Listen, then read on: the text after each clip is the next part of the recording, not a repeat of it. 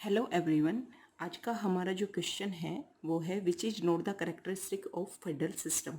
तो हमें क्वेश्चन से पता चलता है कि फेडरल सिस्टम की जो विशेषताएं नहीं हैं वो हमें बतानी हैं। तो सबसे पहले हमें पता होना चाहिए कि फेडरल सिस्टम क्या है। इसके लिए हम बेसिक से स्टार्ट करेंगे कि फेडरल सिस्टम होता क्या है। एक्चुअली जो सरकार जो होती है वो दो तरीके की होती है। एक होती है एकात्मक प्रकार की, एक होती है संघात्मक प्रकार की। संघात्मक प्रकार मतलब फेडरल सिस्टम, एकात्मक प्रकार मतलब यूनिटरी सिस्टम। अगर सेंटर के पास ही सारी पावर्स हों, सेंटर के पास ही सारी पावर्स हों, वो ही सारे लॉज बनाए और सिर्फ स्टेट हों, उस देश में स्टेट हों, पर स्टेट सिर्फ सेंटर के रूल्स को, उसके ऑर्डर्स को फॉलो करे, तो वो होती है एकात्मक प्रकार की सरकार। और जिन देशों में सेंटर भी हो मतलब केंद्र भी हो और राज्य भी हो, और दोनों के पास में अपनी अपनी पावर्स हों, अपने अपने लॉ बनाने की, ऑर्डर पास करने की पावर्स हों, शक्तियाँ हों, तो वो होती है संघात्मक प्रकार की सरकार। एक्चुअली क्या होता है, जो संघात्मक प्रकार की सरकार जो होती है, संघवाद जो होता है, उसका कोई भी एक जो आइडियल डेफिनेशन है, जो एक आदर्श हम परिभाषा माने कि कुछ भी चीज़ होती है उसका हमें पता होता है कि ये क्या है, लेकिन फेडरलिज्म का नहीं पता है। तो उसका हम एक आइडियल जिसको मानते हैं वो अमेरिका का संविधान है, अमेरिका की सरकार है, क्योंकि अमेरिका प्योर फेडरलिज्म को, प्योर पूर्ण रूप से संघवाद को फॉलो करता है। तो फेडरलिज्म हमारे, संघवाद हमारे समझ में आ गया कि जिसमें दो सरकारें होती हैं, दोहरी सरकार, ड्यूल गवर्नमेंट मतलब दोहरी सरकार, जिसमें दोहरी सरकार होती है। मतलब एक होते हैं सेंटर मतलब केंद्र, ठीक है, और होते हैं राज्य मतलब स्टेट, ठीक है। तो फेडरल सिस्टम में क्या होता है, दोहरी सरकार होती है, ठीक है। तो पहला हमारा जो ऑप्शन है वो, इसकी विशेषता नहीं, इसकी विशेषता है, मतलब संघवाद की विशेषता है दोहरी सरकार। दोनों के बीच में पावर्स डिवाइड होती हैं। ये अपनी पावर बनाता है, मतलब इसके पास में कुछ सब्जेक्ट्स होते हैं जिन पे केंद्र अपनी रूल्स बनाता है। जो स्टेट्स होते हैं उनके पास में अपने सब्जेक्ट्स होते हैं, विषय होते हैं जिन पे वो अपने रूल्स बनाता है। ये कहाँ डिसाइड होता है भाई, किसको पता है कि केंद्र और राज्य के पास में पावर है, कौन डिसाइड करता है।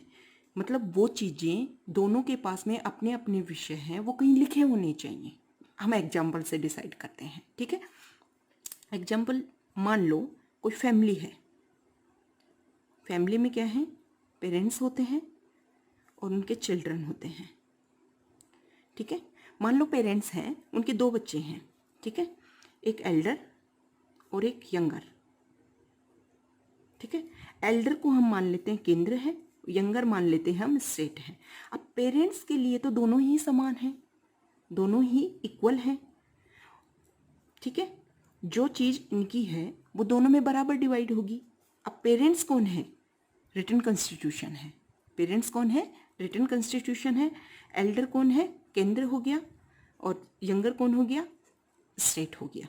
अब रिटन कॉन्स्टिट्यूशन से ये डिसाइड होता है कि दोनों के बीच में पावर डिवाइड हो तो इक्वल हों, मतलब दोनों में ही पावर्स हों लेकिन इक्वल डिवाइड हों।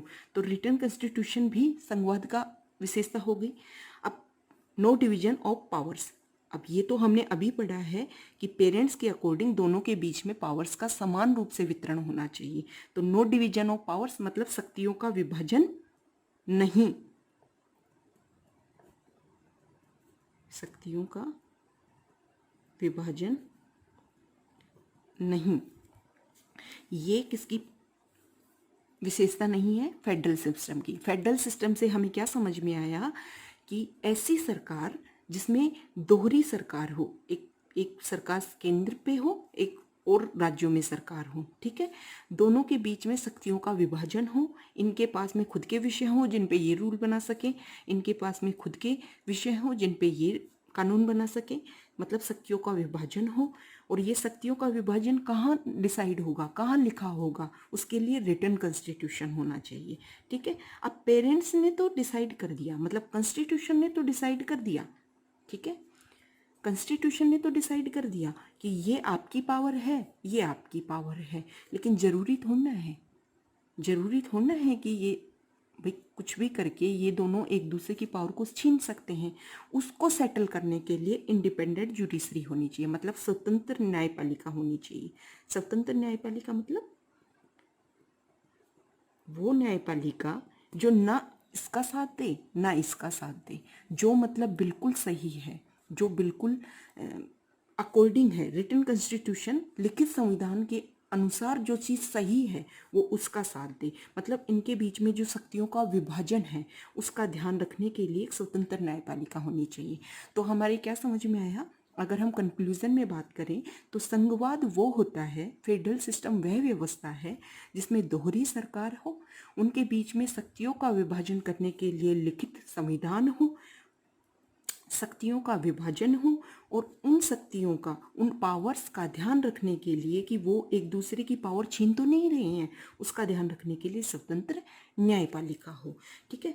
तो अगर हम भारत के संबंध में अगर हम बात करें, भारत के संबंध में बात करें तो भारत में जो शेड्यूल 7 है, मतलब अनुसूची जो 7 है, उसमें स्पष्ट रूप से शक्तियों का विभाजन किया गया है। उसमें 3 वो हैं, राज्य सूची है,